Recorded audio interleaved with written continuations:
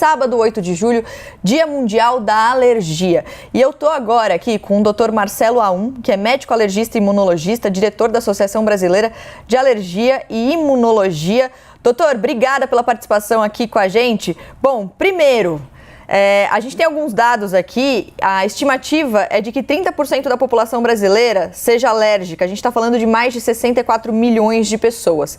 Dessas pessoas, 20% crianças.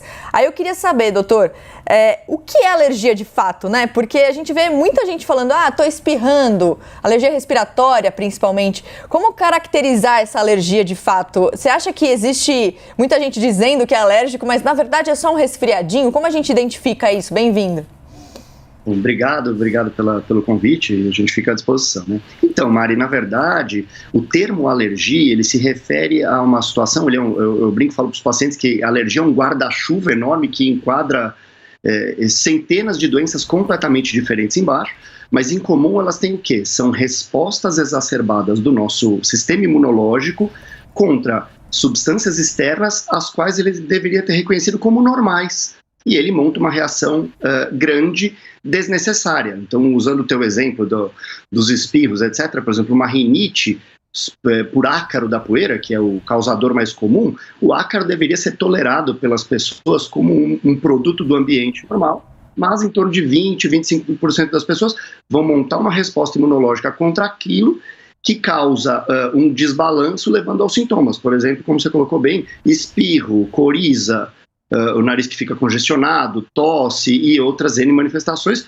por outros desencadeantes também. Então, é um erro de resposta imunológica que às vezes passa do ponto, mas ele acaba sendo usado muitas vezes como um sinônimo de algo que não deu errado, e aí as pessoas usam o termo alergia para muitas coisas que muitas vezes não são verdadeiramente alergia, né?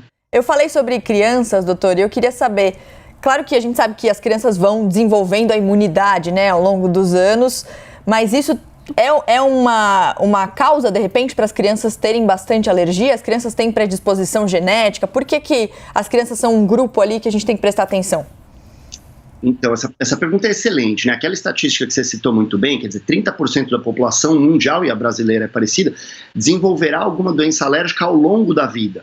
A gente fala que a maioria na infância é porque várias das doenças alérgicas, se a gente for pensar, por exemplo, rinite, asma e dermatite atópica, que são um trio de doenças do mesmo grupo, elas muitas vezes começam na infância e vão perdurar pela vida. Então aí você acaba tendo uma frequência maior na infância. Mas tem uma outra situação, eu exemplifiquei há pouco de situações que parecem alergia e não são, e muitas delas ocorrem na infância, por exemplo, infecções, tanto respiratórias quanto outras, que às vezes causam sintomas respiratórios na criança, mas manifestações cutâneas, placas vermelhas, coceira, alguma erupção, que às vezes é denominada como alergia e na verdade era por uma infecção que estava abaixo e que não foi diagnosticada. Então, muitas vezes crianças são rotuladas de alérgicas sem terem sido verdadeiramente alérgicas. Isso é muito comum na prática da gente e às vezes a gente só vai descobrir lá na idade adulta, quando ele procura um atendimento, faz uma investigação e retrospectivamente a gente vê que o diagnóstico de alergia às vezes era falso lá para trás. E aí, doutor, tem uma questão que sempre me deixa assustada, que é quando você vai no médico, quando você tem que, sei lá, fazer um exame ou qualquer coisa, aí a pessoa que tá lá te pergunta, você tem alergia a alguma coisa? E aí eu fico assim, talvez eu não saiba se eu tenho. A gente tem que investigar isso, doutor? É algo que a pessoa que está assistindo do outro lado fala assim, eu tenho asma, tenho rinite, mas será que eu tenho alergia a outras substâncias que eu não sei? Eu preciso investigar? Ou tem gente que passa a vida sem saber que é alérgico a alguma coisa?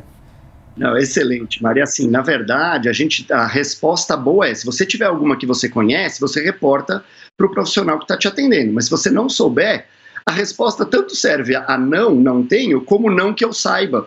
Porque, na verdade, você pode vir a manifestar a qualquer momento da vida, né?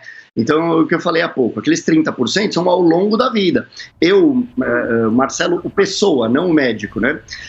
Eu desenvolvi uma reatividade, uma alergia, vamos dizer assim, a anti-inflamatória durante a pandemia em 2020. E eu tomava, quando necessário, sem nenhum problema. Quer dizer, se até 2 dias antes eu tivesse sido perguntado sobre isso, não tenho alergia a medicamento nenhum, por exemplo. 2 dias depois eu tomei e tive uma erupção cutânea brutal e tal. Então, na realidade, se até aquele momento você não sabe, a resposta resposta é não, ou não que eu saiba. Mas fazer investigação antes de desenvolver o sintoma não faz sentido. Quer dizer, o diagnóstico de alergia, ele é dado pelo paciente apresentar um sintoma, ele buscar um especialista e conseguir fazer essa relação causal, tanto pela história que o paciente conta, quando, se necessário, testes. Você começar ao contrário, começar pelos testes, você vai encontrar um monte de teste positivo em pessoas que não têm nenhuma manifestação. E aí eu vou tomar a liberdade de me usar de exemplo de novo. Eu tenho rinite e asma, isso eu já sabia, isso é desde a infância. E eu tenho teste positivo para camarão. Eu poderia comer aqui na frente de vocês e a audiência toda ia ver que não acontece rigorosamente nada. Então, fazer teste para ver se vai acontecer alguma coisa, você vai achar um monte de teste que não tem nenhum valor. Então, realmente, investigar é só se a pessoa tiver uma manifestação clínica primeiro. Ah, maravilhoso. Então, a minha resposta continua sendo certa. Eu sempre falo não que eu saiba e funcionou até hoje.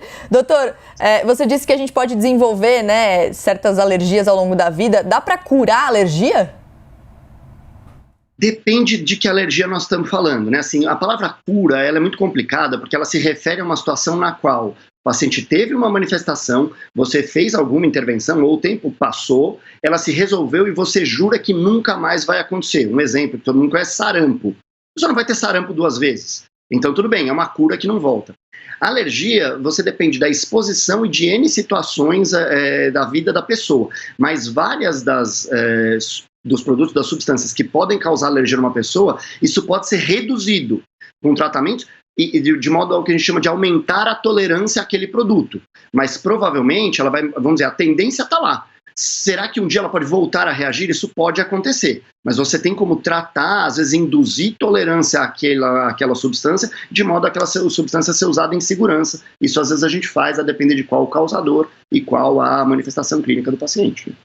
Legal. Doutor, obrigada, viu, pela conversa aqui sobre esse assunto. Um assunto que, como a gente viu no começo, né, interessa mais de 64 milhões de pessoas aqui no Brasil, 30% da população com alergia. E a estimativa é que até 2050 esse número aumente para mais de 50% das pessoas aqui no Brasil com alergia. Então, claro que é um assunto importante. Obrigada mesmo pelo tempo para conversar com a gente aqui, viu?